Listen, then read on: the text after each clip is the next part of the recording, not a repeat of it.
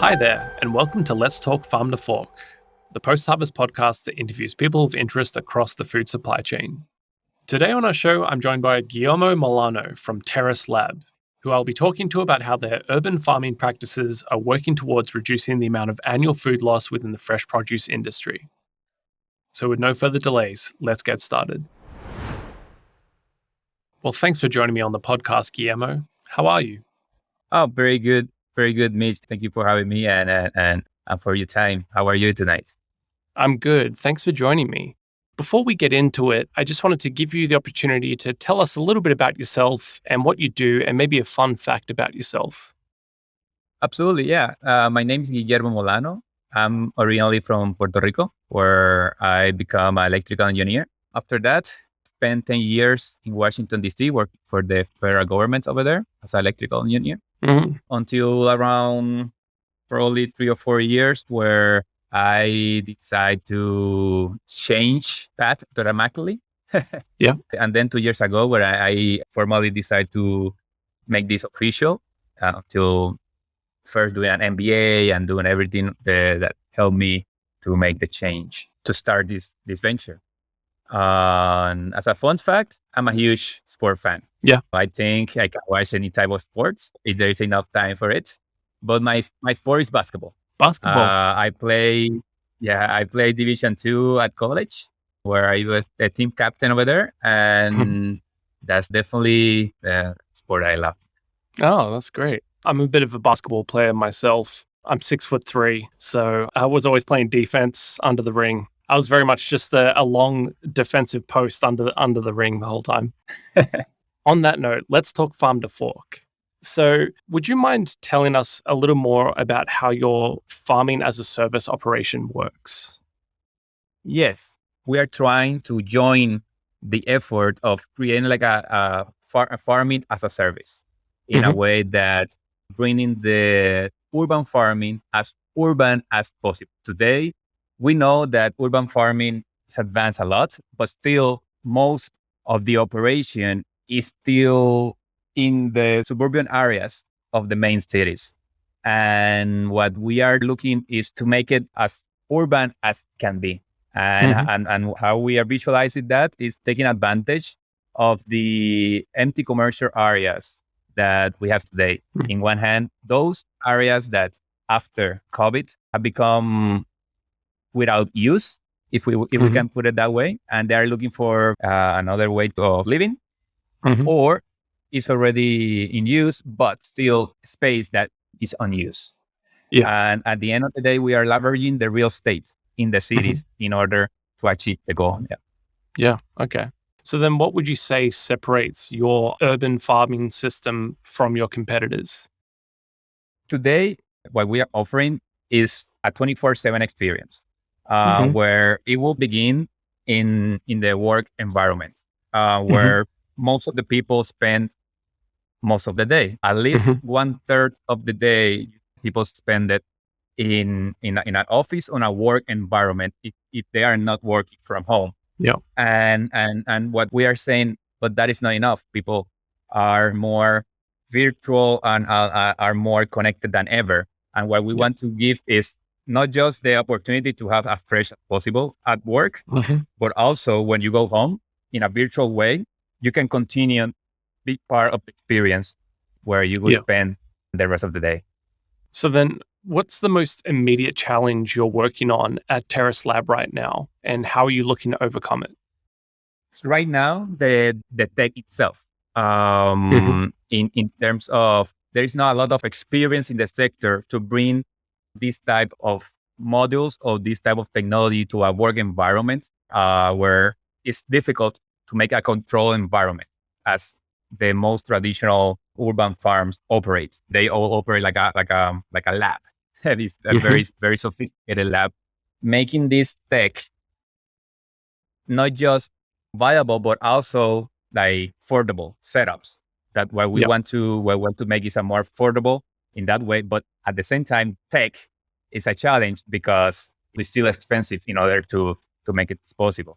And there's two aspects of the tech here. It's like the farming, what the best technique to make the most product possible, and also what is the most user-friendly application, if you want to call it that in that way, that people can feel connected to the Yeah. entire Yeah. to the entire process. Yeah. Okay.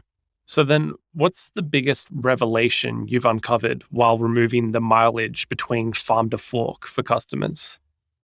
I was personally definitely has been the quality of the produce. Mm. It's something incredible. When I start getting my hands in this, like the difference in quality is something that is difficult to put it in words. Hmm. It's not until you taste it and you try it that you said, "Oh wow, this is a difference here." Yeah. And it's difficult to describe it because Yeah. at the end of the day, we're talking about produce that's not that difficult to find in the grocery stores, but Mm. the quality definitely. I had never imagined that the biggest difference between having produced it at the moment Yeah. in vertical farm. Yeah. No, definitely. Definitely. So then, from where you stand, what would you identify as being one of the biggest pain points in the food industry and urban farming? I would say at this point is the collaboration between the community. We have noted that when players go over certain level, that collaboration as that share of knowledge stop. We understand that we all have our secret sauce or what make us different, but we believe that at the end of the day, it's not a new technology, but it's a pretty new sector Mm. that have grown because in the beginnings it was very collaborative, and we have seen that this collaboration has produced, and we have seen a lot of articles that are talking about this, that it's been a challenge for a lot of people interested in this area in order to progress. It's like difficult at some point to find information because in addition to that, there is not a lot of expertise around Mm. there Yeah. that you can just go, let's say that I go to a school or college or to talk with a professor or an expert. It's not that easy to identify that at the end of the day, when you don't have that available and those that are spending most of their time in this don't share, Yeah. then become a problem. Yeah. Definitely. So then, has the COVID pandemic, for better or worse, had any effect on your day to day operations? Well, for us, we have seen the pandemic and the quarantine as a opportunity Hmm. more than that's something that have stopped us or something like that. Because actually the pandemic joined us, myself and my two partners. Like Yeah. that's where we found common grounds. And I would say that it provided us a unique time to work together. Mm. Okay. So, when it comes to food loss and sustainability, what's the biggest area you're curious about and why? Personally, is how to make us a more efficient society, like in terms of power consumption, what we eat, that it will give us all the nutrients that we need, Yeah. but not that much that we Yeah. are just producing or growing just for the fun of growing. And for that reason, those techniques that help us produce those products that people want, Yeah. but in a more efficient way. Yeah. At the end of the day, it's like it's a constantly education process for us Yeah. and for the customer. Like it's a circle where we all trying to learn every day with the end goal of how to make us a more efficient community. Continuing this thought, is there a particular group or innovation within the industry that you're excitedly keeping a watchful eye on? Yeah. In terms of company, like a corporation, a startup that now is becoming a very important one, Infarm, Yep.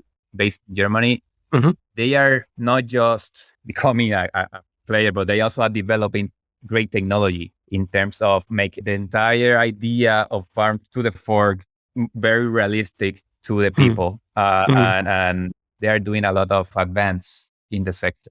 Mm. Yeah. What's one thing you wish you had known when you first began your journey on providing a true farm to fork experience? I would say the first thing that I would love to know before is the big challenges of the hospitality sector. Yeah. It's a very, very unique sector, fascinating sector, but it's a very complex too. Yeah. And the common sense for us at the beginning was, okay, this is perfect for the restaurants and the bars, but in the process we know it's not Yeah. that easy, and even more Definitely. for countries like here in Spain, where Hmm. it's a very strong sector, but it's a very traditional one at the same time. That they have the distributors, and they are loyal to them, and they have an entire infrastructure around sector that make very difficult to penetrate. And yeah, I think I knew that before. I would say that, and the challenge of the OpEx of operating an urban farm, Yeah. Yeah. because that is the key at the end of the day, in our opinion. As much we can reduce the OpEx, I mean, this probably is the same for every single business, Yeah. but in terms of urban farming, as it's a very expensive one, that it's been specific challenging to reduce cost in order to operate. Yeah. Yeah. So, as we come to a close, Guillermo, I just want to ask, what is the major point you really want the listeners to take away from this episode? I think that change are always difficult to assimilate, but it is very necessary for all of us always being open mind to Mm, changes. yeah. And we are constantly in change, and there is new technology, new practice, and new ways to do everything. But if we accept that change is going to happen, it's going to make, in my opinion, our life easier. Definitely. Yeah. No, that's great. Well, that's all for today's episode of Let's Talk Farm to Fork. Thanks for listening, and thank you, Guillermo, for joining me today. Thank you for your time. It's been a pleasure. For any listeners who would like to know more about Guillermo and TerraceLab, check out the link in the description of this episode. Make sure to subscribe to the podcast so that you never miss an episode. And don't forget to leave a review and share with your friends. Until next time, you've been listening to Let's Talk Farm to Fork, a post-harvest podcast.